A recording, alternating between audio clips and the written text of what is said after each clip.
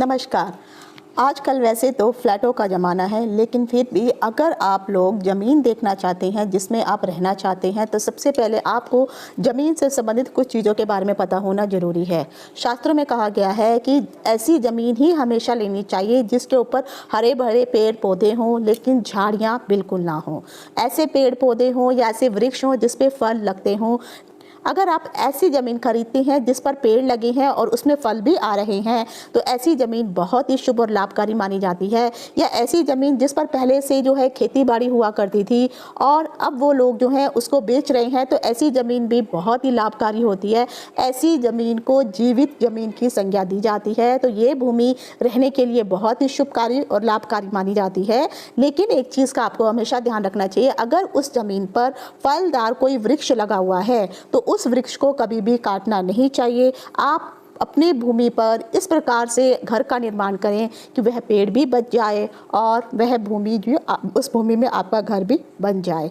तो यह था वास्तुशास्त्र से संबंधित महत्वपूर्ण टिप। नमस्कार। वास्तुशास्त्र में ये बताया गया है कि जब भी आप या तो घर निर्माण करने शुरू करते हैं या फिर आप घर निर्माण के लिए किसी भूमि का चयन करने के लिए जाते हैं और उसका परीक्षण करते हैं, जब घर निर्माण होता है उसके पश्चात आप जब सबसे पहले मेन गेट की चौखट का निर्माण करते हैं, शिलान्यास करते हैं या फिर आप घर बनाने के पश्चात गृह प्रवेश करते हैं, तो इन सभी पांचों चीज़ों के लिए वास्तु पुरुष का पूजन अवश्य किया जाना चाहिए। क्योंकि वास्तु पुरुष का पूजन करने से ही आपको बहुत सारे जो वास्तु दोष होते हैं उनसे जो है आपको मुक्ति मिलती है। अगर आप घर का निर्माण कर रहे हैं उस समय आपको 81 पद वाले वास्तु पुरुष का निर्माण करना चाहिए। ये एक प्रकार का यंत्र बनाया जाता है और फिर उसकी पूजा की जाती है।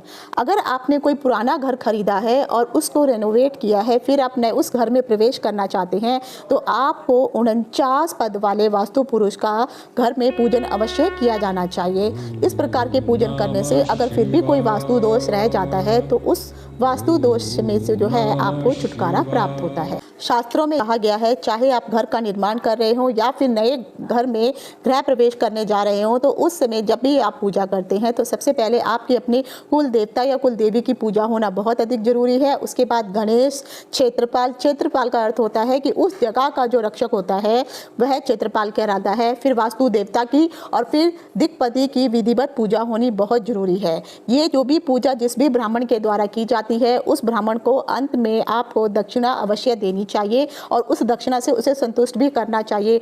ऐसा करने से आपके घर में सदा ही सुख बना रहता है।